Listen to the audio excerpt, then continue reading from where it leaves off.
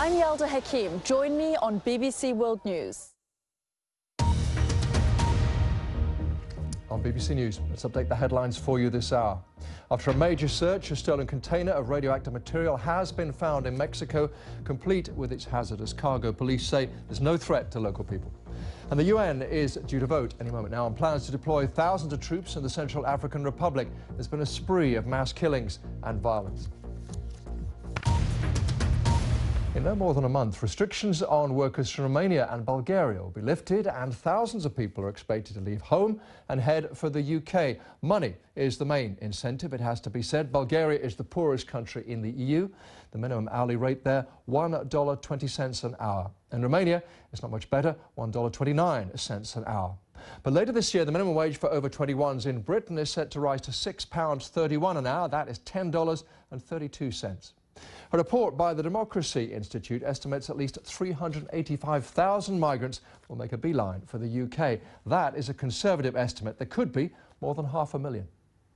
Well, Patrick Basham is director of the Democracy Institute, author of that report.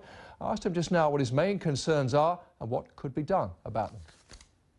The concern is that the rapid rise in migration from Romania and Bulgaria to the United Kingdom and Germany and other major EU countries is going to go through the roof over the next 5 years, because starting January 1st, Romanians and Bulgarians can work and live in any part of the EU. That's, I think, sadly going to happen. It's going to hurt those host countries. What can we do about it? Well, we can stop blaming the migrants. It's not their fault. They're doing what any of us would do, responding to those kinds of incentives. What needs to happen is that the host countries, such as the United Kingdom, and the countries of origin, such as Romania, need to get their respective houses in order in terms of economic policy. If they do that, the numbers will go down.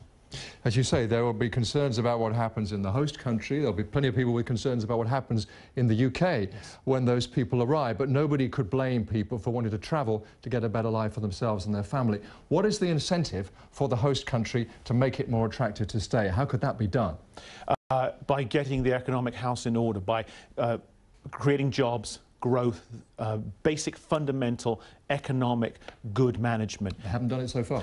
They haven't, but they have an opportunity. The timing is very interesting. There's this enormous gold mining project that the government of Romania, the parliament, is about to decide on, largest gold mine in Europe. If it goes ahead, lots of jobs, big boost to the GDP. That's important. What's more important is other foreign investors are on the sidelines looking at this as a signal.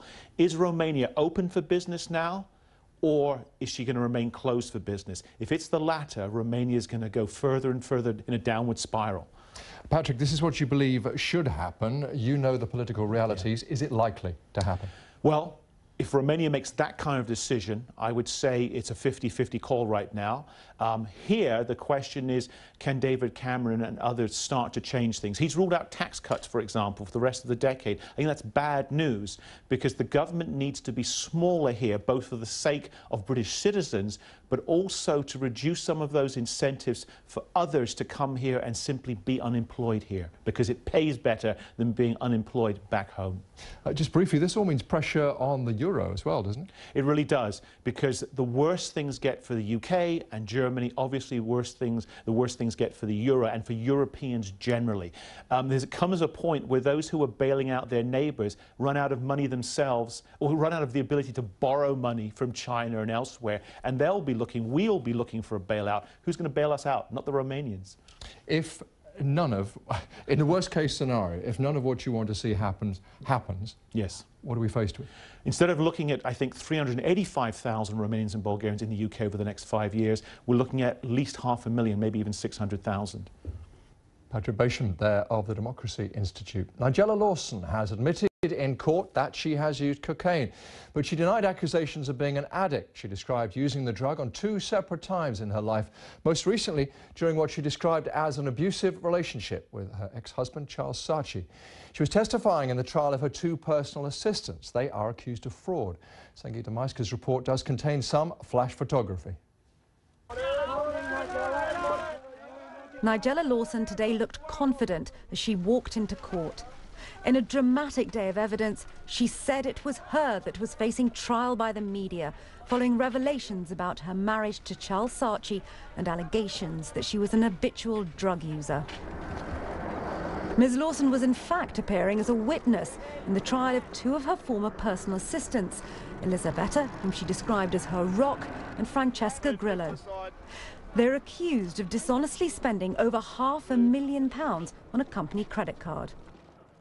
In court, Miss Lawson chose to stand as she gave hours of evidence. She said, "I have never been a drug addict. I've never been an habitual user. There are 2 times in my life I have used cocaine." She said during her marriage to Charles Saatchi, she used cannabis.